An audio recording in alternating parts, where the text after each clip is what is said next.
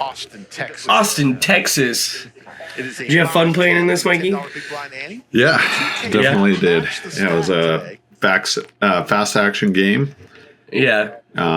Higher stakes than I usually play. I've had some experience with 10, 20, 40. This game played more like 25, 50. It felt a little bigger in some ways. But the 10, 20, 40 I played is deep stack, and this was actually shallow stack, so I had to adjust my play a little bit, which was interesting. But yeah, good time. I hope to do it again soon. Yeah, it was super cool to watch you. I was definitely nervous for you. Yeah. It's different to watch other people play poker. I don't care at all, you know. But totally intense. So you had the flush on that last one. That was cool. Wake up with pocket eights here. Yeah, I didn't get paid on the flush. Yeah. So I got 3-bet by Cinnabon, also known as Eli or Mike. How does he get the name Cinnabon, right? Apparently he is known for being sticky. Oh. I don't know if that's the case anymore. It seems like he's a little tighter. Yeah. But maybe back in the day. Yeah, it is a pretty sweet name. He's a lawyer by day. Good poker player too. So how many of these guys at the table were just professionals? Like it's all they do. Good question. I would estimate like half. Yeah. That makes sense. Yeah. Which is a pretty good lineup for a game like this. It was for this level of play or stakes, it was a softer game than I'm used to. Really? Yeah. So he checked back that turn. I was surprised by that. It made me think that my eights were behind because if he was bluffing, he would have continued on the turn. But I was wondering if he didn't like the ace, so I went for bluff. I turned my eights into a bluff rather than checking it down. He obviously didn't like that because he's thinking about it. Yeah, he calls. At this point, it's the beginning of the game, so we're filling each other out. How many times did you get ace king? Oh my gosh. A record number in like 5 hours. Yeah, it was insane. It was like every hand. Oh, what's he got this time? Oh, he's got ace king. Yeah, I've never had ace king that many times. How could he have anything else? Yeah. Yeah. So I get, let's see, 3-bet. There's a 4-bet all in, but patches. Mind you, we have a $25 straddle on at this point. So patches all in is less than 100 big blinds effective. It's actually kind of a small 4-bet. So easy decision. Oh, Yuki had ace queen, huh? All the queens are out, basically. All the aces are out, practically. So I called. Or I guess I shoved over the top, but... Yeah. Yeah. Which obviously is the right move here. Yeah. Oh, is this is double? Yeah, we ran it twice. Oh, God. Wish me some run good here. We'll see what I get. Do you always run it twice? I prefer to. Do you think, is it just lower percentage of... Lower variance. Yeah.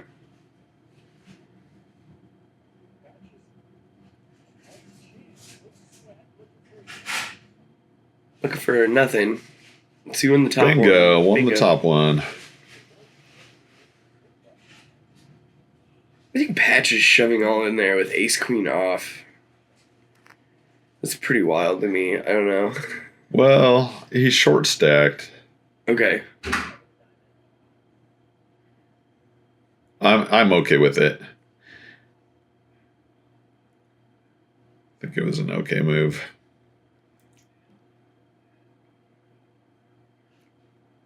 I can't believe that. On the river. Yeah. Chop it up. wah. Yeah. The one time you don't want the king to hit. Oh. Yeah, wow. So that one didn't go for me. But you got it in good. Got it in good, yeah. Considering all the card removal, the cards that we saw other people having, I was way ahead. Oh, yeah. Ace King versus Ace Queen is usually what, like 75-25? Something like that.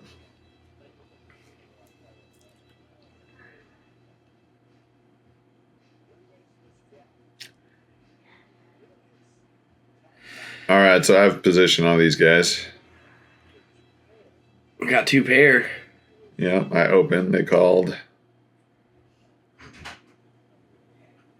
We had the 50 double straddle on at this point, so it was 25.50, 510, 25.50. The $10 ante, big blind ante. So you bet 150 here. Yep.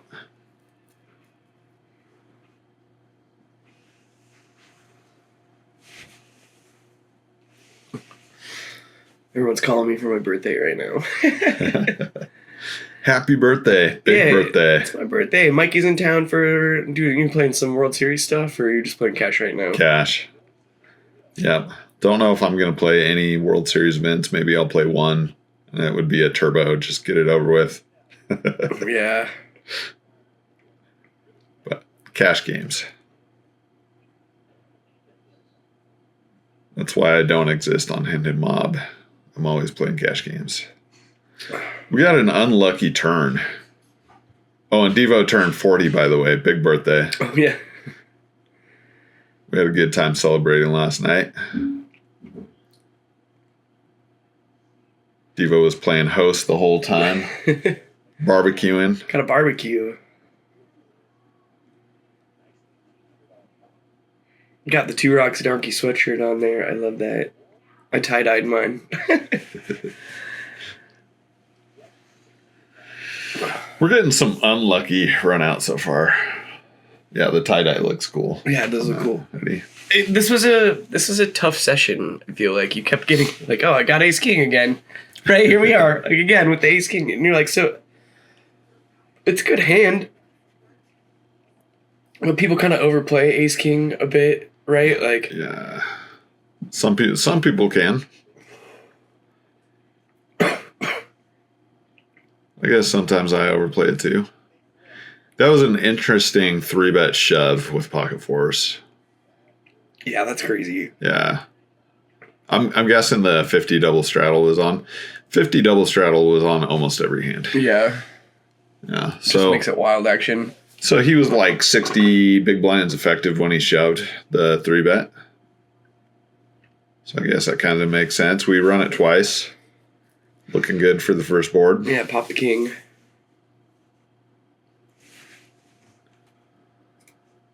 It's pretty close to a flip. Yeah, he's like a little ahead there, right? A little bit. Lower pocket pairs, it's really close to a flip with ace king off. Higher pocket pairs, ace king off is a dog. People call it a flip, but it's not really a flip. So if I was up against like jacks or queens, it's not really a flip. And we chop. Oh, it's crazy.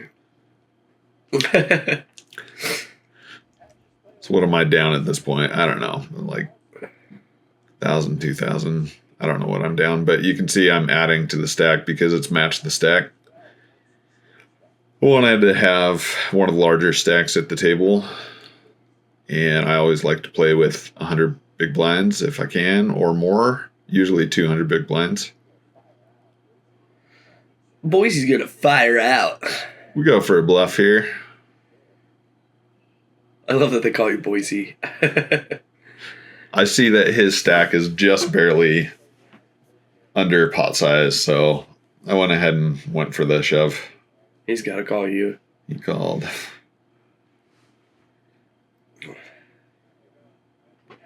You're also trying to not get the knit button here too, right? Like, We're not playing the Nick game at this point. oh, okay. It's fine. I got that oil money. Not sure if Patches has oil money. No.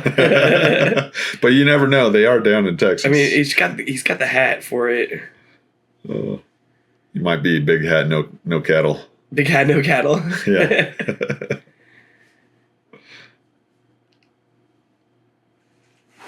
Yeah, our best bud's a cowboy, and he just wears a baseball hat. All right, I'm in the 50 straddle. Go ahead and make the call. I'm in position.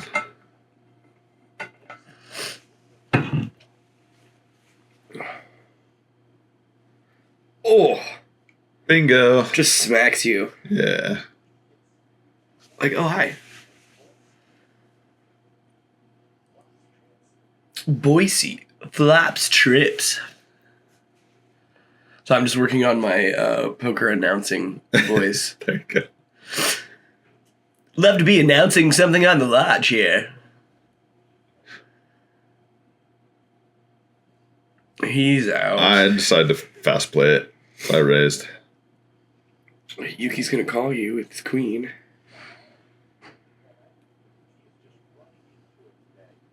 Will I hold up? And we're gonna run it twice. Running it twice. Is he gonna catch queen? He get a backdoor. He's got the backdoor flush draw, backdoor straight draw. Oh, dirty. There's a sweat. Oof. No, that's a nice 3. Clean run out. That's the kind of 3 you want to see.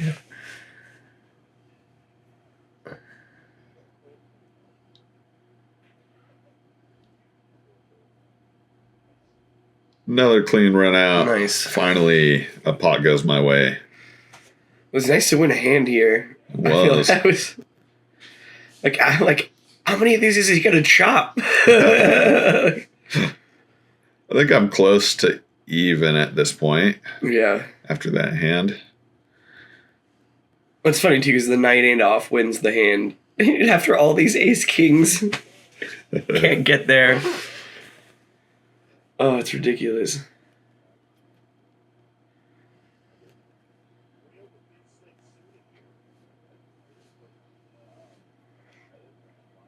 What do you wake up with? Big slick. It's always the same hand. Yeah. I wonder what he can have now. Oh, big slick. At least it's suited this time, right? Yeah. Yeah. Looking pretty.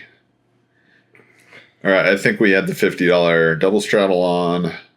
So we're at like 120 big blinds effective. A little above that. So I really like this hand because Or real. bet it. He's good, huh? He just calls. Real is action. Yeah. He's action. And I would say he is one of the players where I feel like I will beat him most of the time. Yeah. Real, if you're seeing this, sorry, buddy. Sorry. I just think I could crush you. So next time we play, now you know my thought. It's okay, real. You could crush me. It's fine. I'd be scared to play him. He looks... Real's a fun guy to play with. Nice guy, character. He was definitely a character, right? Yeah. Yeah. It was interesting him talking about this hand when it's over. He's a funny guy. Real's a pimp. It's a sweet shirt. I think I did, 25% pot on this flop. So on a 4-bet pot, I felt like that was a good sizing.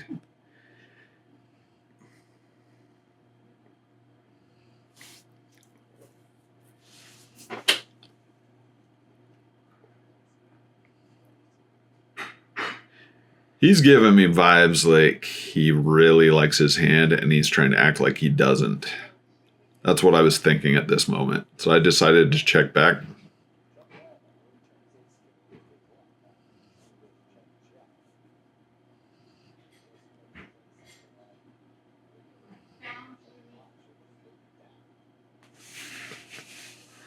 Just thinking about it hard. You'll notice in most hands that he plays, he doesn't think this intensely. So what does that say about his hand to you? So on the turn, I had a feeling that there's no possible bet that could get him off of it. Mm. And I'm bluffing at this point, right? I bluff the flop. If I bet the turn, I'm bluffing again. I didn't think he was going to fold. And he tells me at this point he was going to make a move on the turn. He was going to go all in, right? If I bet, he was just going to shove. He's like, I'm going to shove. So and you're like, that's why I checked. I was happy with the outcome. I guess I could have made a move on the river, but it just felt like he loved his hand. I wasn't thinking about the big draw there. Yeah.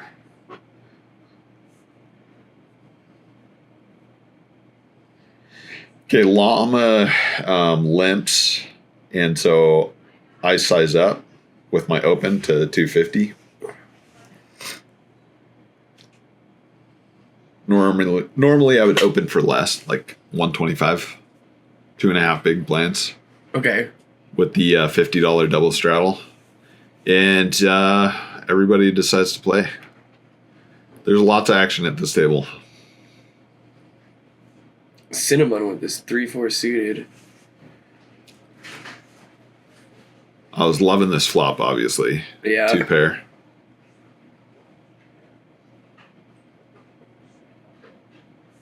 It's a great flop. I mean, Cinnamon's got open ender. Yeah. Dynamic flop, so I'm sizing up here. I'm polarizing myself. So I either have a monster draw, a monster hand, or complete air with this sizing.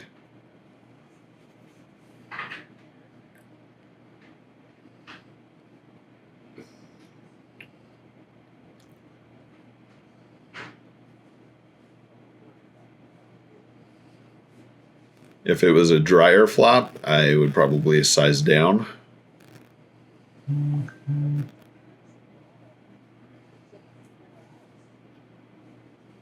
Obviously, being sandwiched here, I really didn't like the turn card. Felt like Cinnabon especially was on a draw. Mm-hmm. Well, he is. Yeah, Llama easily could have been. This is just, without seeing their cards, this is what I was feeling. Yeah. When Cinnabon checks the turn, I'm not worried at all about his hand. I don't even... Okay. I feel like I'm ahead of Cinnabon. Llama checking here on the river made me feel pretty good about my hand. I briefly considered whether I needed to put in a bluff here in case Llama or Cinnabon had an ace. Yeah, because now you're a 2 pairs counterfeit. Yep. Bummer river card. Yeah. So I wasn't sure if I needed to bluff a chop or if they had ace queen. Decided to check it down. My thought here too was I was checking it to Cinnabon. If he bets, I'm going to go all in. Hmm. Why? Because I'm double blocking full houses. I could easily have played aces full that way. Yeah. I could also play 5s full that way. Some full house. And I'm blocking aces full and 5s full. Got the blockers. Yeah. Yeah. Checking it down and getting the chop was an okay outcome, and I'll do that quite a bit too. So. Yeah, I mean, it worked out. Yeah.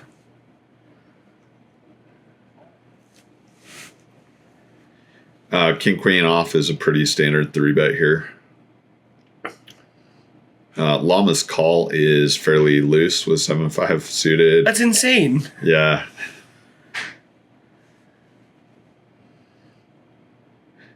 We're a bit deep stacked at this point. We're at like 200 big blinds now. almost with the $50 He's double out of straddle. there, yeah. Yeah. C-bet, take it down. Got his lodge hat on.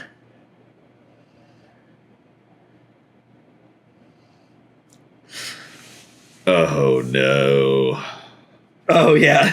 I just relived this one a few times. Sorry, we have to watch it. Okay. One thing I've noted is Connor opened for a larger sizing than normal. He opened for 4 bigs, effectively. So he kind of told you. Yeah, at game speed, I didn't really recognize that.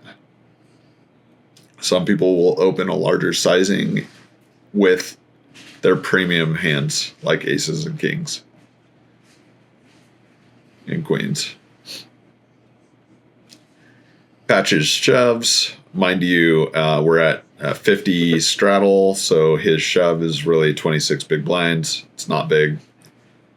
I go ahead and go for the 3-bet. Looking back at this, I wish I had min-clicked the 3-bet. Could have min-clicked there. Yeah. Yeah. I think that was a more appropriate sizing to min-click it.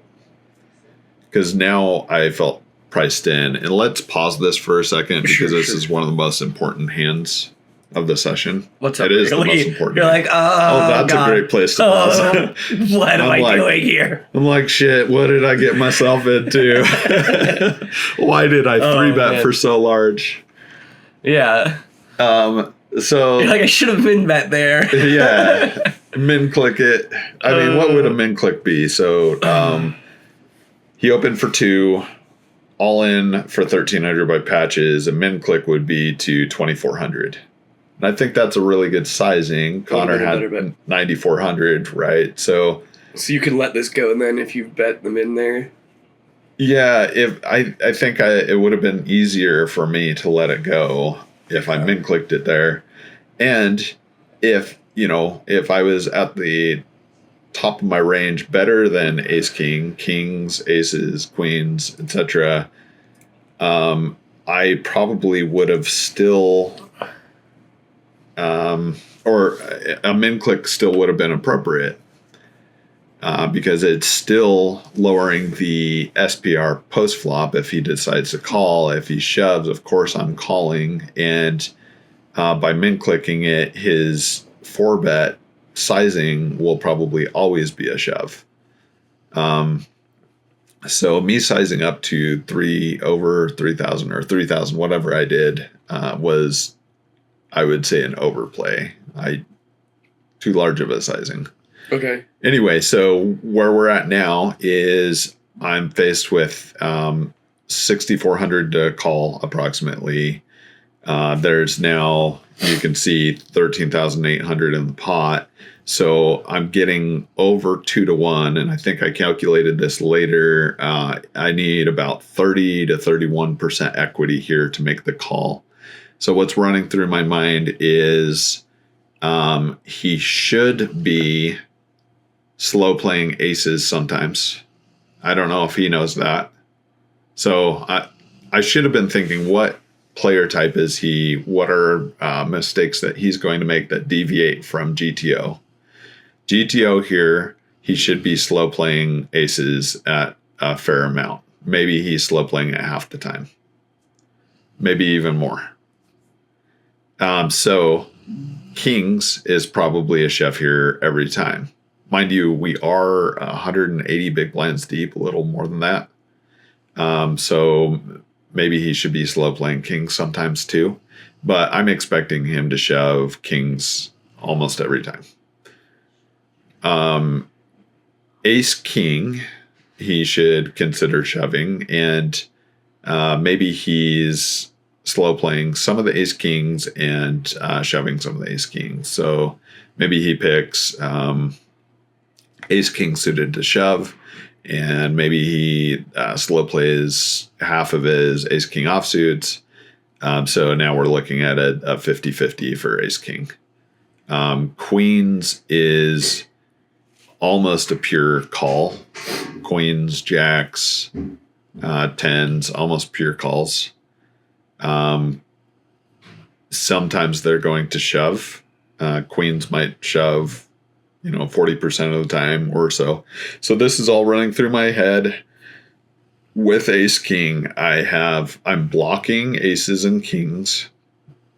So that cuts the combinations in half for both of those to 3 combinations each. I'm blocking ace king, of course. So that cuts the combinations from 16 down to 9. And then, of course, he's going to have, 6 combinations of queens, 6 combinations of jacks, etc. But back to what is he shoving? So I'm thinking most of the time he's going to show up with kings here, and ace king has approximately 30% equity against kings. So I'm almost already priced in because of that. Okay. And then lastly, I'll say if he's shoving aces and queens at approximately the same frequency, and he's shoving ace king sometimes, we're at about we're a 90% dog to aces. We're a 60% dog to queens. But we're about a coin flip with ace king. And if you add all that up, I'm probably still priced in at this 2.2 to 1 price that I'm facing here. So after I calculated that, I flipped in the chip, but I should have been adjusting to the player, because out of anybody at the table, Connor, who I love playing with him, nicest guy. I met him the day before we played a session together. Connor is afraid at this table to put $10,000 in pre-flop. I should have thought this through. He's probably the only person at the table who's afraid to put the 10,000 in behind, or to put in a potential bluff here with ace king. So, got to know your man. Yeah. So I think against him, it was possibly a bad call against the range that he would be shoving here. And I have a feeling too, Connor's not slow playing aces as often as he should. So, which means I was a bigger dog than. And here's Patches. And he's like, can you guys give me the more money? Can you get more money for my thing? Like, our hand hasn't even flopped yet. And he's like, yeah, bring it in. This is match the stack, he's like, right? I'm just gonna lose. Yeah. He's like, I just don't want to keep my knit button. Yeah. That's why I don't have enough money. That's why he was being so aggressive pre-flop. He was staying with a short stack. He thought that would be good for the net game. I don't know the strategy there with a short stack. Is it better to have a short stack in the net game? I don't know. To make it easier to push, I guess. Yeah, I guess. But the bounty was only $50, and $50 in this game is basically one big blind. It's nothing. So I wasn't paying too much mind to the net game myself. Wasn't trying to deviate too much from playing, but I should be thinking about how other people are perceiving and playing the net game. Yeah. And Patches was, I think with a short stack, he was playing it appropriately. He would take these. I mean, he has 26 big blinds here effective. He would take hands like pocket tens and just shove it as a 3-bet, and that's exactly right. I think he should do that. Yeah. But he ran against some pretty tough hands. A lot of coolers. Even when he got it in good, he was running pretty badly. Yeah. Yeah. And you don't see this in this video because we're focusing on hands that I played. But there was quite a few where he would get it in and he just ran bad. All right, so we ran it twice, and I bricked both. Bricked. Want, want. That's the most I've ever lost in one hand. Oh, yeah? Yep, still today. It's a lot of dough, bro. Yeah. So We're not very happy I'm now. feeling it right there. Yeah. I don't know if you notice. You can kind of tell. We're And not very reach in, happy. Yeah. Like, how are we going to pull out some more dough? I added to my stack. Yeah. Well, I like that you're not afraid. Oh, I knew how much I was going to risk.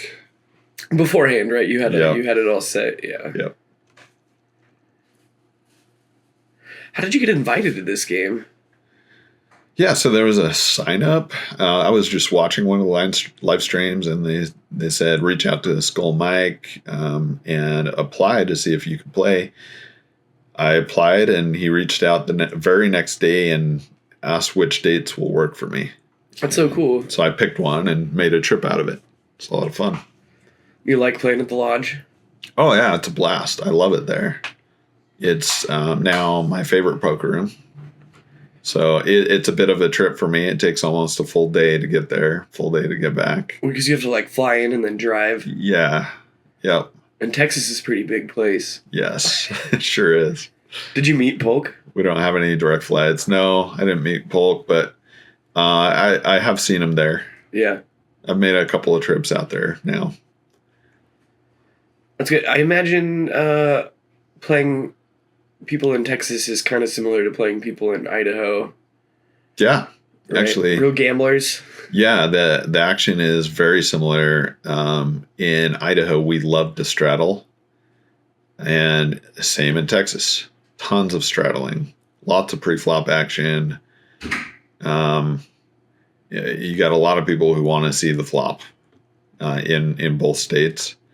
And it's hard to bluff people in Idaho and Texas. So I'll tell you that. What are you doing? I'm waiting for a good hand.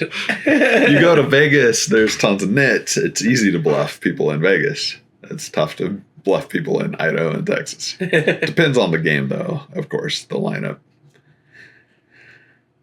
In the last hand, I got lucky. There was a counterfeited 2-pair, and we chopped with aces. I got this. Looks like it was a 3-bet through, or was it a 4-bet with my ace queen? Either way, I got it through pre-flop. Then you wake up with the king queen off. I'm 3-betting here. 3-bet. Very standard. Llama's probably getting sick of me 3-betting and 4-betting, and I mean, you can see his frustration there. Oh man, this hand. I should have thought it through more. I was getting a little better than 2-1 to call here. It's 1,400 to call for a pot of 3,000. So I need about 33% equity. Actually, a little less than that, like 32% equity. And I think with king queen off here against real, that's a call. So I feel like folding there was a mistake. Obviously, seeing his hand king 8 suited. Yeah. It's real nice to watch. Yeah. That's what's so cool about this Lodge live stream is they've just got it so dialed with the cards and like all their graphics and yeah, for sure. Whoever their video crew is amazing. Mad props to you guys. Yeah, they're one of the most popular streams now, but I imagine they're going to become the most popular. Oh yeah. I just think they have a better production than most of the live streams. The production's really good. It's a cool spot. Yeah. You got interesting people playing. Yeah, for sure. Yeah.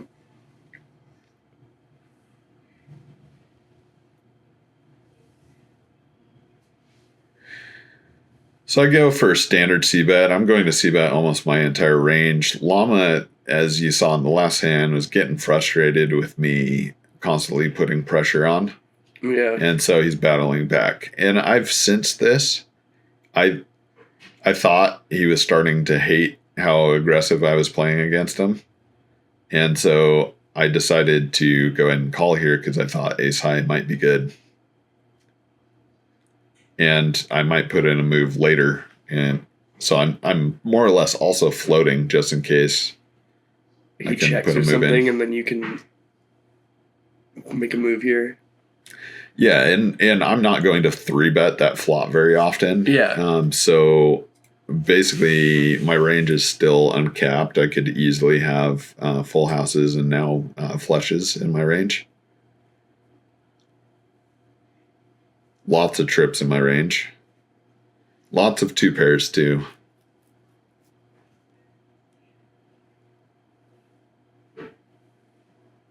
I won't have 2s full very often. I was thinking that that's a hand he could easily have here as played. So he had pocket 2s maybe. Yeah. Yeah. I can see that.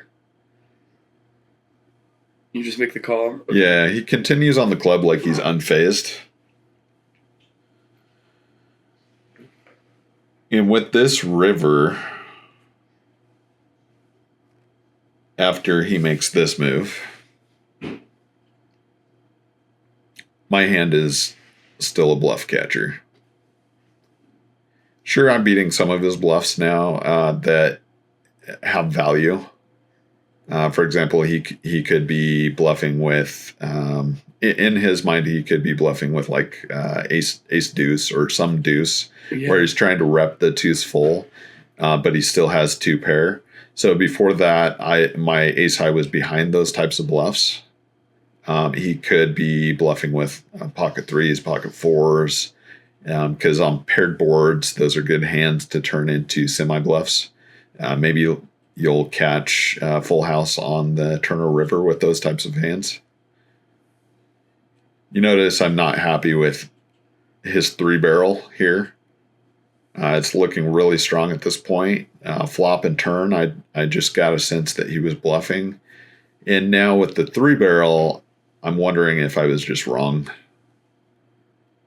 In retrospect, I think this would have been a really good opportunity for me to shove. And let's pause that for a second and I'll explain why. Oh, that's a great place to pause. He shows his hand, shows that he bluffed. Yeah. Look at his little smirk here. I gotcha. So I think as played, he is representing very often 2s full or a medium to high flush. Okay, and my range at this point is still uncapped as played. Especially with this river card coming, I could easily have played pocket 10s this way, and now I filled up 10s full. I could have easily played king 10 this way, cautiously playing with my trip kings.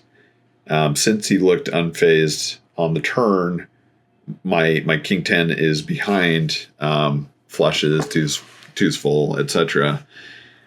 But it's ahead of bluff, so I want to keep his bluffs in by just calling.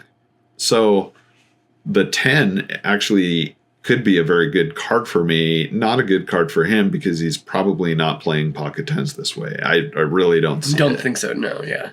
So, and I could have been slow playing quads this whole time.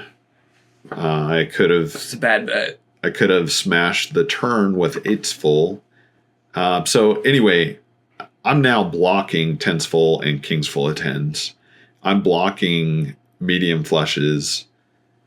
If I shove over the top here, it's going to look extremely strong and won't look like most people aren't capable of making that bluff.